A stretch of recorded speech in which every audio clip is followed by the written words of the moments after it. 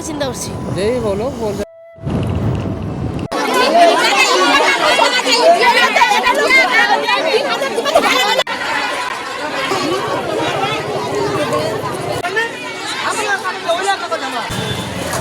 পুলিশের সাথে এত ঝামেলা কিসের, কী এর রহস্য এবং কি সব কিছুই আমাদের মুখ বুঝে, মানে সাধারণ মানুষকে কি মুখ বুঝে সমস্তটা মেনে নিতে হবে বলো তো? আচ্ছা, সমস্ত কিছু থাকবে আজকের এই ব্লগে। তো হ্যালো, সবাই কেমন আছো? আশা করছি ভালো আছো, সুস্থও আছো। আমরা তো একদমই ভালো নেই, প্লাস সুস্থও নেই। মানসিক আর শারীরিক চাপে আমাদের একদম মাথা পুরো নষ্ট হয়ে যাচ্ছে। কিন্তু কি করবে, সংসারের কাজ তো করতেই হবে। সকালটায় ভাত বসিয়ে দিলাম, আর এদিকে দেখছি কিছু মাছ কিন্তু পচে গেছে, মানে মরে পুরো ভেসে গেছে। ঠিক আছে, তো আজকে এগুলোই হবে রান্না। ছেলেকে বললাম বাবা ছাতু খেয়ে নে, তো দেখো যেমন কথা তেমন কাজ। বেটা বলছে আমার মা ছাতু খাবো। আমি বলছি ঠিক আছে চলো ছাতুটা দিয়ে দিই। আসলে কি বলো তো, আমাদের সমাজের কিছু মানি গণ্যি, মানে ভদ্র মানুষ, মুখোশ পরা মানুষ যেগুলো আর কি থাকে, কিছু কিছু মানুষ এমনভাবে কথাবার্তা বলে যা তোমরা হয়তো মানে কল্পনার বাইরে, মানে কল্পনা করতেই পারবে না, বুঝেছো? এই মাঠটা পেরিয়ে আমাদের যেতে হয়। ধানগুলো দেখো কত বড় বড় হয়ে আছে, দেখতে দেখতে মনে হচ্ছে এই তো লাগানো হলো। ওইদিকের এগুলো আরও ছোটো আছে, এগুলোই বরঞ্চ বড় হয়ে গেছে আগের থেকে। বললাম ভাতটা বসিয়ে দিয়ে এসেছি, আজকে আবার যেতে আছি ব্লকে। তো সকাল থেকে মুখ ধুইনি, কিছু খাওয়াও হয়নি, মুখও ধোয়া হয়নি। ব্লকে যাওয়ার আছে, দেখা যাক কী হয়। মাছ ধরে নাকি খিচুড়ি দেওয়া শুরু হয়নি? হ্যাঁ, ওরে বাবা হাসছি, কাবের উঠাই তো নি তোমার রে।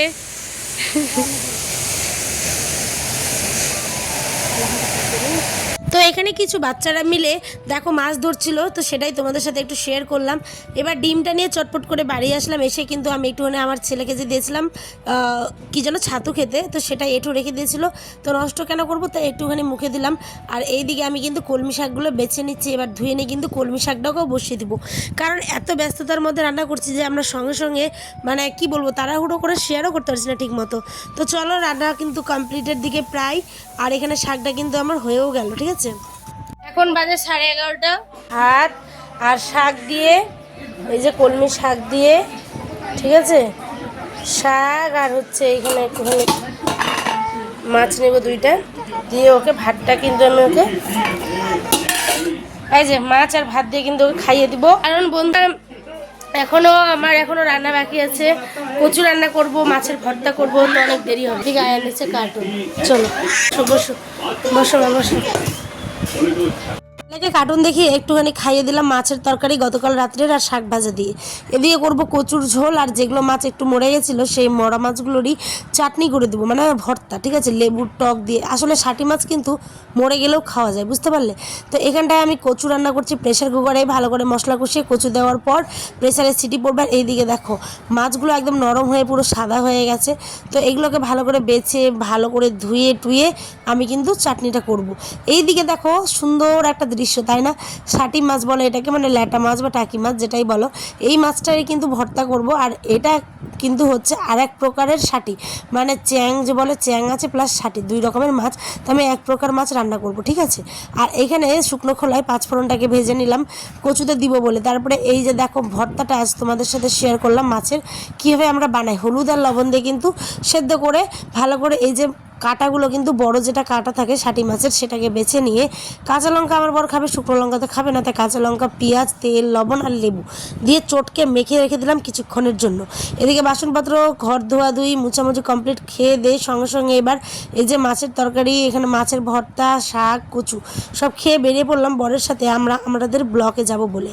ব্লকে যাওয়ার একটাই উদ্দেশ্য, এতক্ষণে তো তোমরা জেনেই গেছো হয়তো, চারিদিকে যা পরিমাণে ভিডিও সোশ্যাল মিডিয়ায় ভাইরাল হচ্ছে, মানে মানুষের ন্যায্য দাবিতে মানুষেরা যে এত পরিমাণ যুদ্ধ করছে, সেই যুদ্ধর পরিমাণ কিন্তু মানে পরিণাম কিন্তু একদমই বাজে। ঠিক আছে, কোনো ফল নেই। যারা গরিব, যারা মানে খেটে খায়, তাদেরই কোনো মানে সরকার কোনো দিক থেকে তাদের সহায়তাই করে না, অথচ যারা ভালো সহায়তার যোগ্য না তাদেরকেই সহায়তা করে। এটাই হচ্ছে আবার এই রহস্যটাই এখানেই লুকিয়ে। ঠিক আছে, কারণ কিছু কিছু মানুষ, মানে এটাকে আবার ধর্ম নিয়ে, আমি কিন্তু দেখো আমি কিন্তু মানুষ, সর্বপ্রথম তোমাদের একটা আগেই বলে দিচ্ছি, আমি কিন্তু মানুষ। মানুষ, আমি সবার আগে মানুষ, ঠিক আছে? আমার জাতপাতের ওই সমস্ত নিয়ে আমার কোনো ব্যাপার নেই।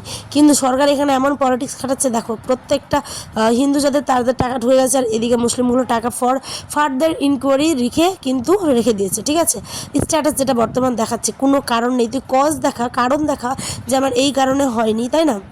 তুই কোনো কারণও দেখাবি না, আবার তুই সমস্ত কিছু ভেরিফাই করবি এক এক বছর ধরে, এটা পাবলিক শুনবে। তুই কারণ দেখা, আমরা ডকুমেন্ট পাঠাবো, এটাই হচ্ছে ব্যাপার। কিন্তু দেশে তো শান্তি রাখলে হবে না, তাহলে তো হিন্দু মুসলিম সমান সমান হচ্ছে না, দেশ তো অশান্তি করে রাখতে হবে। তো সেই কারণেই এই ঝামেলাগুলো ইচ্ছে করে ভিডিও অফিসের লোকগুলো, মানে উপর মহল থেকে ওদের অর্ডার থাকে। আর আমি যেহেতু, আমার যদি রিজেক্ট করে তাহলে আমি তো কেস করব, কিন্তু কেস যদি করি তখন আইনতভাবে সে বাঁচে যাবে, তখন বলবে কি স্যার আমরা তো ভেরিফাই করছি, না পারবো কেস করতে, না পাচ্ছি টাকা।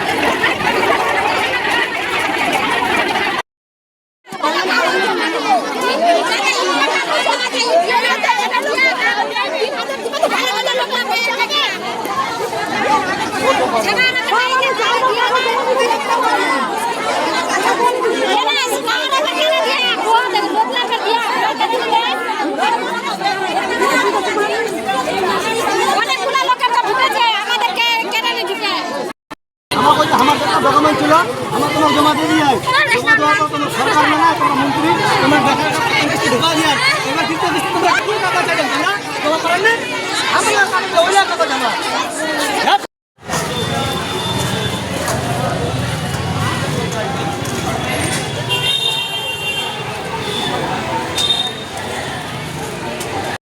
এরকম হবেই না, বুঝতে পারলে? একদিন ডেট করে সব দিকে ওই ভিডিওটাকে ঘেরাও করতে হবে। ওয়াইফের এখন দিচ্ছে 3 দিনের সময়, তো আগে ওই কেন করে ওটা ভেরিফিকেশনের ডেটটা দিল, কোন কারণ? সবারও তো কাগজ ঠিক আছে। শুনে কথা কইলে যাবে, জমা দেন না পাবলিকে আমার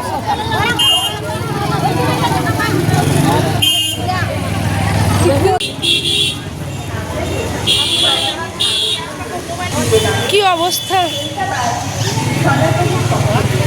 অবশ্যই বুঝতে পারলে, কারণ ওই জানে যে আমি টিএমসি ভোট, মানে সবাই টিএমসিকেই ভোট দিয়েছিল, কিন্তু মুসলিমের বিশ্বাসটা তো আগে অর্জন করতে হবে, তাই না? তোমাকে ভোট দিচ্ছে না কারণ কি, কি বৃত্তান্ত? আমি এই সমস্ত কিছুতে, ভোটটা সবারই গণতান্ত্রিক অধিকার, কে কাকে দিবে। কিন্তু তুমি যখন নেতা হয়েছো, নেতার জায়গাতেই রাখা উচিত, ঠিক আছে? মানে নেতা জনগণের জন্যই, আর জনগণ কিন্তু তুমি যদি বিশ্বাস অর্জন করো, তুমি 5 বছর কেন 15 বছর আবারও থেকে যাবে। তো এই সমস্ত নিয়ে অনেকের তর্ক বিতর্ক থাকতেই পারে, আমি এটা নিজের মতামত বললাম। আমি সব ধর্মকেই ভালোবাসি, সবার উন্নতি হোক, সবার পাশে মানে সরকার থাকুক, আমি এটাই চাই, ঠিক আছে? কিন্তু কারোকেও বেইমানি করে না, সবাইকে ন্যায্যভাবেই দেওয়া উচিত। তো আমাকে দেয়নি, এবার আমার মানে ফার্দার ভেরিফিকেশন করে গেছে, সেই কারণে গেছিলাম ব্লকে, সেই কারণে পুলিশের সাথে ঝামেলা, ঠিক আছে? তবে সব মুখ বন্ধ করে সহ্য করাও যায় না, চারিদিকে আন্দোলন হচ্ছে, তোমরাও জানো আমরাও জানি, ঠিক আছে?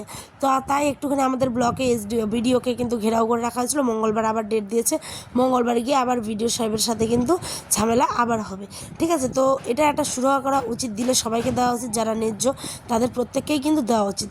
তো চলি, দেখা হবে নেক্সট ব্লগে। তোমাদের এই ব্লগটা কেমন হলো অবশ্যই জানিও।